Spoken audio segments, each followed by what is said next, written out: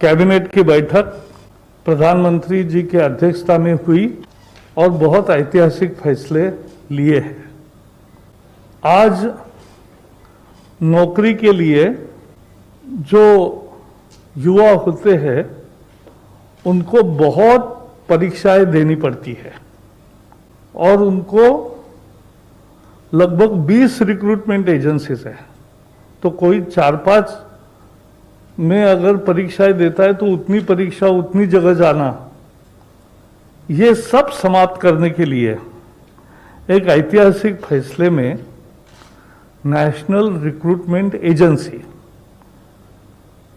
राष्ट्रीय भर्ती संस्था, ये परीक्षा लेने वाली कॉमन एलिजिबिलिटी टेस्ट ये लेगी और इसका करोड़ों छात्रों को लाभ मिलेगा, छात्रों को यानी युवाओं को लाभ मिलेगा जो नौकरी के लिए आवेदन करते हैं।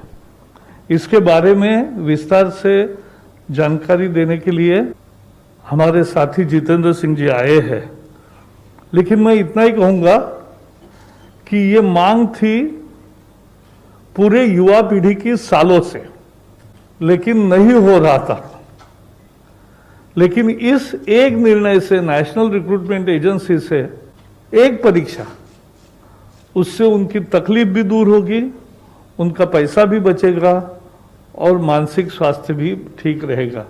बहुत दौड़ धूप नहीं होगी और एक ही परीक्षा से उनको आगे जाने का मौका मिलेगा।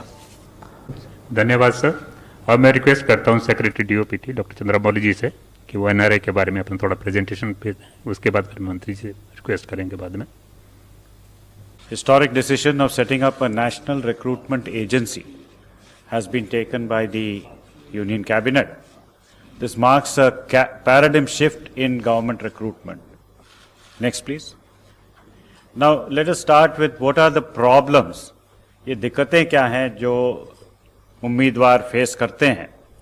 तो अगर देखा जाए तो पहले हर रिक्रूटमेंट एग्जाम का शेड्यूल अलग अलग होता है, इसके लिए एप्लीकेशन प्रोसेस भी अलग अलग होते हैं और डिफरेंट जब 2-3 एग्जाम कंडक्ट करने पड़ते हैं तो इंफ्रास्ट्रक्चरल फैसिलिटीज़ की कमी के कारण कई जगहों पे माल प्रैक्टिसेस होने की भी संभावना बढ़ जाती है। खासकर ये जो सेंटर्स हैं ये ज़्यादातर अर्बन एरियाज़ में होने के कारण कई ग्रामीण इलाके से जो कैंडिडेट्स आते हैं या जो महिला कैंडिडेट्स होते हैं या दिव्यांग कैंडिडेट्स होते हैं, उनको यात्रा करने में खर्चा जो होता है और साथ में किसी को एस्कॉर्ट भी लाना पड़ता है, वहाँ रुकना पड़ता है, ये सब खर्चे जो हैं बहुत एक इम्पेडिमेंट बन जाते हैं कि ज़्यादा एग्जाम में पार्टिसिपेट करने के लिए ये एक बहुत बड़ा बाधा हो जाता है। फीस, अब हर एग्जाम का फीस अलग होता है और उसका भरने का तरीका भी अलग होता है। कोई मतलब ऑनलाइन भर लेता है, कोई मतलब डीडी मांगता है, या ऐसे कई दिक्कतें आती हैं, मल्टीपल फीस देने पड़ते हैं। एग्जामिनेशन डेट्स कई बार क्लैश हो जाते हैं एक एजेंसी और दूसरे एजेंसी के बीच, तो कैंडिडेट को ये फिर निर्णय लेना पड़ता है कि कौन सा एग्जाम छोड़ें और कौन सा एग्जाम दे। बहुत ये इंफ्रास्ट्रक्चर की कमी भी महसूस होती है क्योंकि कुछ ही सेंटर्स में ये एग्जामिनेशन करवाए जाते हैं जहां पे कंप्यूटर फैसिलिटीज़ है जो ज़्यादातर अर्बन एरियाज़ में ही होते हैं, तो वहाँ इंफ्रास्ट्रक्चर की भी कमी महसूस की जाती है।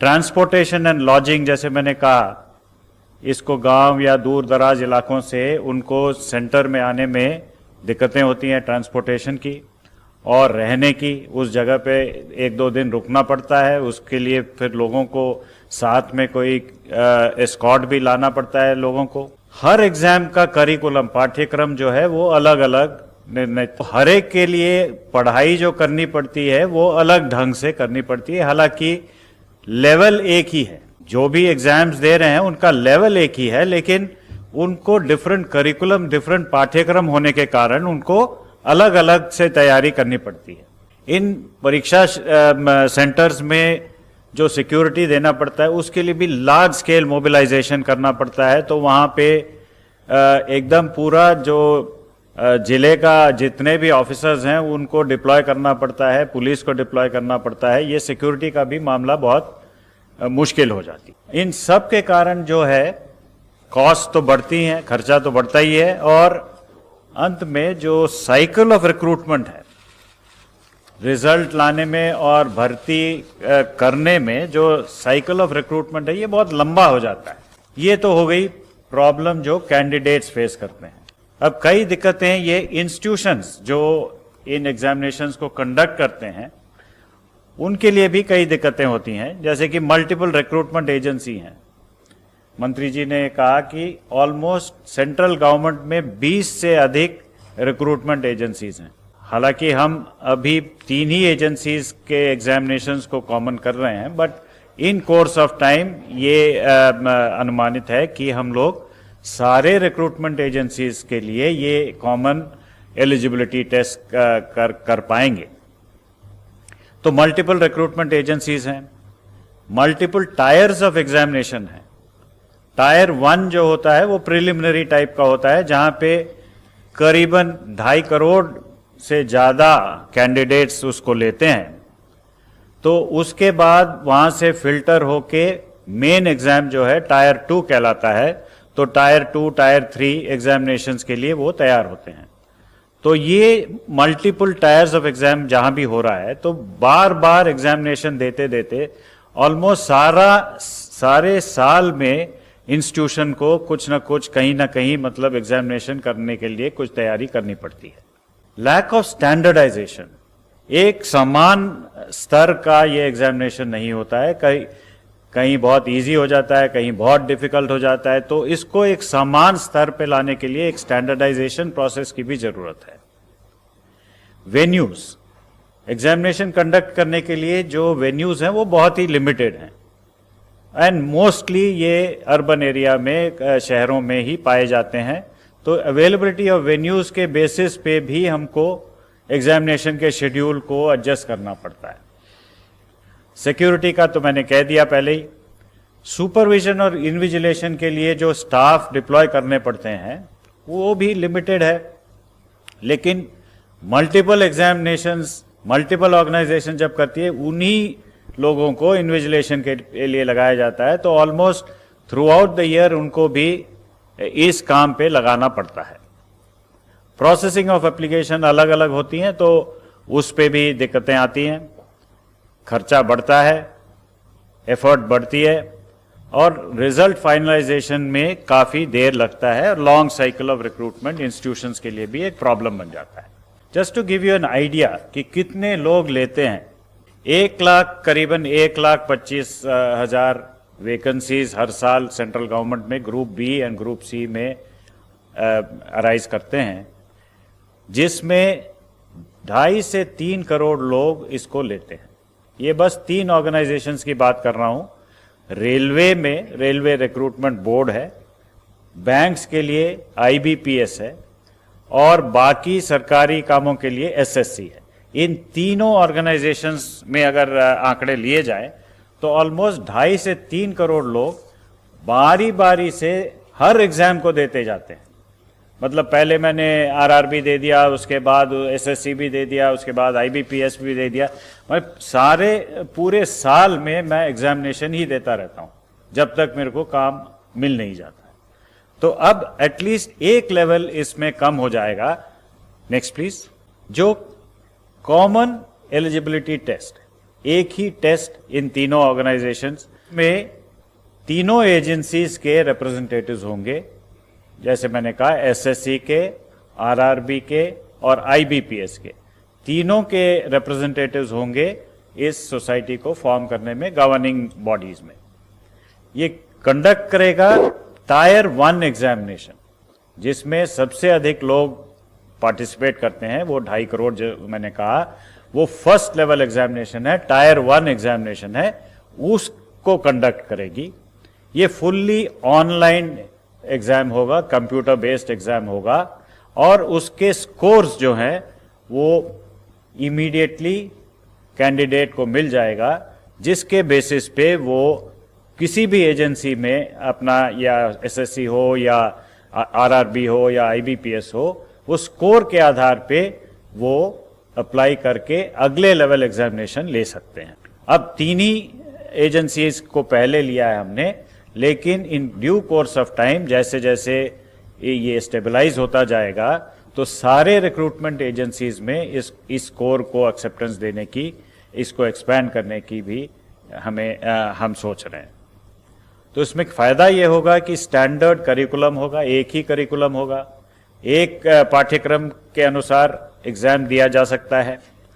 हर जिले में, ये बहुत ही महत्वपूर्ण पॉइंट है कि हर जिले में एग्जामिनेशन सेंटर्स एटलीस्ट एक, और जहां कैंडिडेट्स ज्यादा हैं तो मोर देन एक, सेवरल सेंटर्स खोले जाएंगे, सो दैट ये जो अर्बन बायस है, जो दूर दराज इलाके में जो सेंटर्स नहीं हैं, अब हर जिले में ये सेंटर खोले जाएंगे। तो this will be a big bone for women, for the poor and the rural candidates.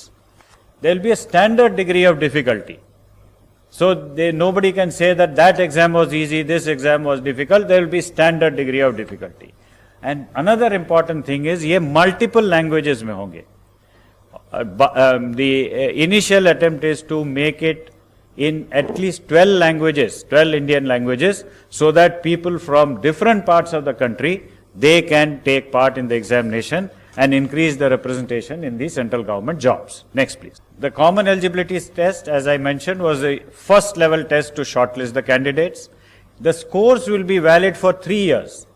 Means same scores you can use for 3 years, and you also have an opportunity to improve your score by giving the examination again. And the best score in all your attempts will be taken for the purposes of the recruitment. Next, please. So in short, when I give you the picture, it is a common registration portal जहां पे एक ही registration portal पे candidate को register करना होगा. Question bank with same degree of difficulty, एक question bank होगा जिसमें से central server बहुत secure manner में रखा जाएगा. वो test center में security के साथ जाएगा with all the protocols which are required, the technological firewalls etc. उसमें होंगे, और फाइनली वो स्कोर्स जनरेट हो जाएंगे जो 3 साल के लिए उनको वैलिड होगा. Next please. So this is the benefit for the students. Again I would like to repeat, a common registration, a single fee, a common curriculum, standard question bank, score secure examination process, a quicker generation of scores, reduced time for the recruitment cycles, better infrastructure we will be able to provide in the examination centers to the candidates, and then improved facilities and access for rural women, rural candidates, women candidates, disadvantaged candidates who will not have to travel long distances looking for safe places to stay for giving these examinations. And further, outreach services will be provided based on the information which we get from the examination, because it's an online examination. Aspirational districts, areas which are not throwing up many candidates, we would reach out to them, provide facilities to them. वहाँ पे ये facilitate करेंगे कि examination लिखा जाए, तो promote करेंगे वहाँ पे, और एक 24/7 हेल्पलाइन भी वहाँ होगा जिसमें कैंडिडेट्स को सुविधा होगी कि कोई भी उनको दिक्कत हो तो उसको समाधान कर सके. And the cost for this is about 1,517.57 crores for 3 years. Of course, since 3 agencies are already incurring this cost separately, that will be a saving for those respective organizations, whereas this would be the cost which will be incurred by the new organization, which is the NRA. So next, there will be a savings to the government, and each of the organizations will actually save not only in cost but in effort and the time taken.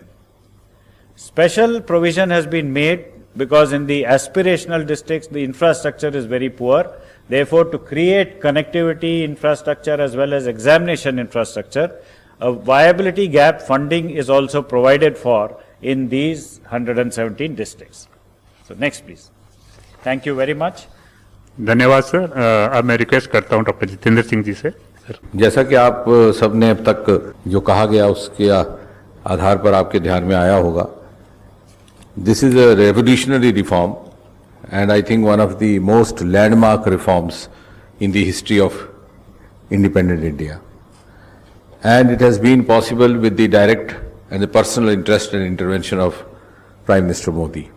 आपने विस्तार में ये presentation देखी, तो संक्षेप में यदि आप मुझसे पूछें तो मैं ये कहूँगा कि this will reform which will bring in ease of recruitment, ease of selection, ease of job placement, and thereby ease of living, particularly for certain sections of society which are at a disadvantage on one account or the other. उदाहरण के तौर पर economically not so privileged strata और lower economic strata, जैसा कि बताया गया कि सारा साल जब सिलेक्शन के इम्तहान होते रहें और सेंटर अलग अलग रहें, तो इस इंट्रोजीनस देश में ये संभव नहीं रहता कि हर उम्मीदवार हर जगह अपने आप को उपस्थित कर पाए। एक इम्तहान नागपुर में, एक जबलपुर में, कलकत्ता में, तो वो बेचारा फिर चॉइस बनाता है कि वहाँ जाएं वहाँ नहीं जाएं, और उसके माता पिता भी उसी तरह से they have to make a compromise. दूसरा वर्ग होता है जो दूर दराज के क्षेत्रों में रहते हैं, पूर्वोत्तर में, जो पहाड़ी राज्यों में, for the reasons of travel, for reasons of accessibility and sometimes also the reasons of clash of dates, वो भी अपने आप को वंचित कर देता है, which is in fact also in a way depriving him of his right to try his luck. और तीसरा वर्ग जो हमारी महिला कैंडिडेट्स हैं, this has been our personal observation that many of the girl candidates they forsake a selection test or a selection process simply because they have to travel to a different city where there's might be having some constraints of arrangement to stay, or they may not have a family member who can reliably escort them. तो parents ही कहते हैं कि बेटे रहने दो। तो उस सारी बातों को मद्देनजर रख के, क्योंकि आपने इसके एडमिनिस्ट्रेटिव पहलू देखे, मैं इसके थोड़े से सामाजिक पहलू की दृष्टि से बात कर रहा हूं, ये it will be A saving on the state exchequer, it will be saving on the personal cost, and it will be huge convenience. So in other words, it is a combination of convenience and cost effectiveness. और जो 20 भारत सरकार की agencies हैं, उसमें अभी हमने प्रारंभ में 3 एजेंसीज को शामिल किया, आगे जाके बाकी भी होंगी। इन सब के अलग अलग चरण में टेस्ट होते हैं, लेकिन जो पहला रहता है, विच इज मोर और less an elementary test, which is also known as a preliminary test, is by and large of a very common denomination and a general denomination. It's not a specialized test. तो जब एक merit list बन जाती है common eligibility test के आधार पर, that can be of utility to any of the agencies which can carry forward this recruitment process. जैसे आपके ध्यान में होगा, हालांकि वो इस बात के साथ तो नहीं है, लेकिन we have the experience of NEET, a common test for medical colleges. Though that is for admission, this is for job placement, but that was also brought in by the Modi government. इसी तरह से पहले AIEEE होता था, वो IIT JEE है, और उस लिस्ट को सभी उपयोग में लाते हैं। वो लिस्ट केवल 1 साल वैलिड रहती है, 3 साल वैलिड रहेगी। तो देखिए उम्मीदवार को कितनी सहूलत हो गई कि उसको फिर उसके बाद अपीयर नहीं होने की जरूरत है 3 साल, unless we have given him the option, he can try again also to seek to improve his merit, because that is his fundamental right, we don't want to deprive him. अगर वो ना चाहे तो 3 साल के लिए ये लिस्ट वैलिड है। अब मान लीजिए बैंकिंग सेक्टर है, उसने जब अपना सिलेक्शन प्रोसेस शुरू करना है, तो सामान्यतः जो वो प्रीलिमिनरी टेस्ट होता है वो नहीं करेंगे। इस लिस्ट से जो एम्प्लॉयर है, जो रिक्रूटमेंट एजेंसी है या बैंकिंग रिक्रूटमेंट एजेंसी है, उसको ये समझ में आ जाएगा कि कौन कौन से कैंडिडेट्स हैं who are suitable to us, उनकी क्वालिफिकेशन क्या था। जो इस तरफ बैठा कैंडिडेट है, वो भी जब एडवर्टाइजमेंट अपीयर होगी, तो depending on his aptitude, his qualification, his background, his preference and his bent of mind, वो उसको अप्लाई करेगा। तो it's a win win situation. फिर वहां जाकर के उसकी सेकंड फेज की सिलेक्शन होगी, and then he will be engaged in the specialised training. अगर वो रेलवे का है तो रेलवे के दृष्टि से, बैंकिंग का है तो बैंकिंग की दृष्टि से। तो एक बहुत बड़ा पहला जो लेवल था वो इससे क्रॉस हुआ है। लगभग 2.5 करोड़ कैंडिडेट हमारे अनुभव में आया, हर साल तैयार होते हैं जो नौकरी के लिए एस्पिरेंट्स रहते हैं, और भारत सरकार में लगभग 1.5 लाख। लेकिन what I wish to add is that this common eligibility list, which is also a common list, can be utilized even by the state governments. और हम राज्य की सरकारों को भी सुझाव देंगे और उनके जब समझ में आएगा तो निश्चय ही वो भी समझेंगे कि उसमें इनका लाभ है, क्योंकि राज्य सरकार के लिए भी उनका स्टेट एक्सचेकर में बचत होगी. So in fact this is in keeping with the cooperative federalism. We are in fact facilitating even the selection processes undertaken by the individual state governments. उनका स्टेट एक्सचेकर बचेगा, उनकी व्यवस्था बचेगी, एक चरण उनका क्रॉस हो गया.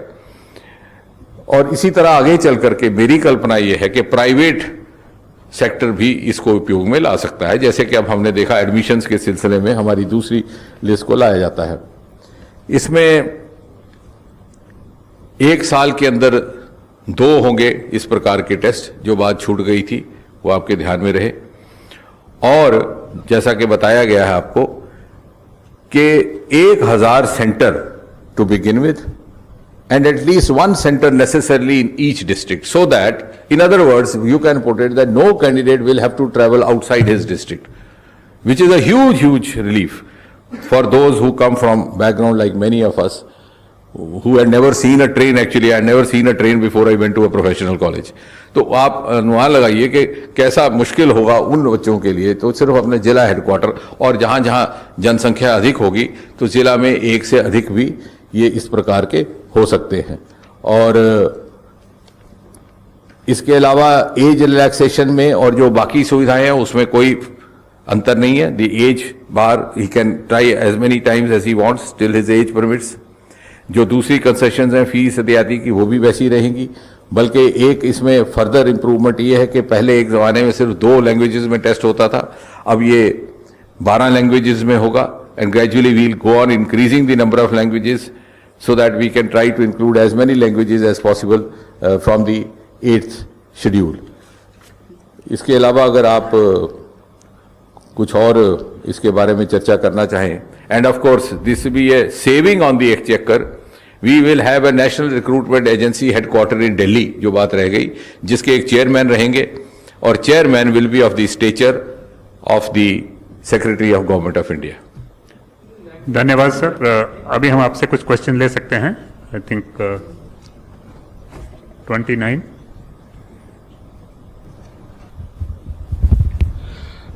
सर मेरा सवाल जितेंद्र सर से है. सर एक बात बताएं कि इसमें उम्र को लेके आपने कहा कि एज बार वो किस तरीके से होगा. मान लीजिए रेलवे में उम्र की कोई सीमा है, बैंक में कुछ सीमा है, एसएससी की कुछ सीमा है, तो क्या इसमें कोई कॉमन उम्र की सीमा होगी या फिर ऐसा? नहीं, देखिए प्रीलिमिनरी टेस्ट में जिस प्रकार की सीमाएं पहले से निर्धारित है वही रहेंगी यहाँ पर भी, और बाई एंड लार्ज अलग सीमाएं नहीं है. मतलब कॉमन जो सर्विस रूल्स में जो एज लिमिट है वो उसी तरह से रहेगी. भले अब जैसे शेड्यूल कास्ट कैटेगरी के लिए थोड़ी सी एज लिमिट अलग है, कुछ दिव्यांगों के लिए अलग है, तो that rules remains as it is. That has not been touched. This is only to bring in ease of selection by overcoming one stage, first stage, और बाकी किसी चीज को नहीं छेड़ा गया. 52. मेरा सवाल जितेंद्र सर से है. सर जिस तरह से एलटीए बना था आज से 2-3 साल पहले, तब जो है स्टूडेंट्स को टेक्नोलॉजी से अप्राइज करने के लिए उन्हें मॉक टेस्ट भी देने की इजाज़त दी गई थी, और ताकि वो कंप्यूटर वगैरह से फेमिलियर हो जाए. जो नेशनल रिक्रूट एजेंसी बन रही है, क्या जो पेपर 2 साल में होने, मतलब साल में 2 बार होने वाले हैं, क्या जो कैंडिडेट्स बैठ रहे हैं उन्हें मौका मिलेगा कि वो मॉक टेस्ट पहले दें, ताकि जो है वो अप्राइज हो सके टेक्नोलॉजी से किस तरह, क्योंकि दूर दराज से लोग आएंगे, ग्रामीण क्षेत्रों से लोग आएंगे, कई लोग जानते भी नहीं है कि ऑनलाइन में कैसे दिया जाएगा, कैसा फॉर्मेट होगा, क्या ऐसे मौके दिए जाएंगे? बल्कि उनको ये फायदा रहेगा. एक तो जैसे आपने कहा, आपकी बात से ही जुड़ती बात है कि यकीनन दी नेशनल रिक्रूटमेंट एजेंसी अथॉरिटीज ये भी सुनिश्चित करेंगी वहाँ प्रशिक्षण भी किया जाए, अवेयरनेस भी होगी. वो शायद प्रेजेंटेशन में आया भी बीच में. और साथ ही साथ जो लोग दूर दराज, जैसे आपने कहा, who had no access at all, वो ऐसे लोग हैं जो पहुंच ही नहीं पाते थे सेंटर तक, वो कम से कम अब इस स्थिति में होंगे, सेंटर पे पहुंचेंगे और वहां उनका प्रशिक्षण होगा. So this is a huge breakthrough for them. My question is towards Javadekar sir. So you mentioned about the MSMEs and the TREADS platform wherein more NBFCs will be able to participate. Could you please explain to us that, what are those provisions and what is the amendment that government has today cleared in terms of the Factor Regulation Act, sir? As far as MSME's concession of factoring is concerned, as it will have to be in the form of bill before Parliament, so I will not explain at this stage more, but I have given you an idea of what we are doing. After the bill is introduced, you will get it. 260 केवल clarification के लिए शायद बताया गया है, ये जो national recruitment agency exam लेगी 2.5 करोड़ या 300 बच्चों का, ये केवल प्रीलिमिनरी एग्जाम होगा या टायर 2 बाद में जो रिटेन होता है उसके लिए क्या अलग अलग तीनों एजेंसी अपनी लेगी एग्जाम, या यही बाद में भी करेगी? नहीं, आपने जैसा कहा ये प्रीलिमिनरी होगा, क्योंकि बाद में स्वाभाविक है कि उसका स्वरूप बदल जाता है। The tenor and tone of the exam will change, क्योंकि पहला बाई एंड लार्ज करिकुलम भी एक ही जैसा होता है, वो बेसिकली एलिमेंट्री है। उसके बाद मान लीजिए किसी ने बैंकिंग सेक्टर में जाना है, तो बैंकिंग सेक्टर की नुक्ता नज़र से ही उसके क्वेश्चन पेपर बनाया जाएगा और सिलेक्शन भी उसी तरह की होगी, क्योंकि उनके पास मेरिट लिस्ट होगी एम्प्लॉयर के पास, उसके सामने होगा कैंडिडेट का प्रोफाइल और कैंडिडेट उसी के लिए अप्लाई करेगा। तो आपका कहना ठीक है, प्रीलिमिनरी स्टेज एलिमिनेट हुई है, दूसरी करने में थोड़ी दिक्कत है। कोई रेलवे में या कोई जाएगा, कोई एसएससी के नौकरियों के लिए जाएगा। सर उसी सवाल पर, मतलब आरआरबी, एसएससी और आईबीपीएस जो बैंक, ये एबॉलिश नहीं हो रहे हैं? नहीं, अबॉलिश करने की बात नहीं है, हम उनको फैसिलिटेट कर रहे हैं, जो उनका पहला टेस्ट है। और ये अभी चूंकि नया प्रयोग है और नया इंटरवेंशन और नया रिफॉर्म है, तो टू बिगिन विद 3 इसमें शामिल है। आगे चल के और इसी अनुभव के आधार पर बाकी रिक्रूटमेंट एजेंसीज को भी शामिल किया जा सकता है। नहीं, जैसे अगर मैं एक कैंडिडेट हूँ, मैं फर्स्ट राउंड ये देता हूँ, मुझे जितने भी मार्क्स स्कोर में जितने आएंगे वो लेके मुझे फिर इन तीनों एजेंसी में से जो भी नौकरी जहाँ भी वहाँ में जा सकता हूँ। अगर आप उस लेजिटिमेट लिस्ट में आ जाते हैं, तो अब आपको जो एडवर्टाइजमेंट अगली आएगी, मान लीजिए बैंकिंग की, तो आपने उसको अप्लाई किया, उसने आपको देखा, आपने उसको देखा, दोनों की अगर अनुकूलता मिल गई तो आपको नौकरी मिल गई या आपकी सिलेक्शन हो गई for the next stage of test, which will of course be more specialised test, क्योंकि आपके जॉब की नौयत और उसके रिक्वायरमेंट के हिसाब से। लेकिन जो उसने पहले एक टेस्ट करना था, उससे आप बच गए, वो भी बच गए कंडक्ट करने से, और आपको वो दुविधा नहीं रही कि आपको जगह जगह 20 सेंटरों पे जाना पड़े या 20 जगह। और उसमें क्या होता था, तो कई बार आप कॉम्प्रोमाइज कर लेते थे कि साहब चलिए इस बार वो करेंगे, उसमें नहीं अपीयर होते। अब इसमें आपके लिए खुल गया, आप हर जगह एलिजिबल हो गए।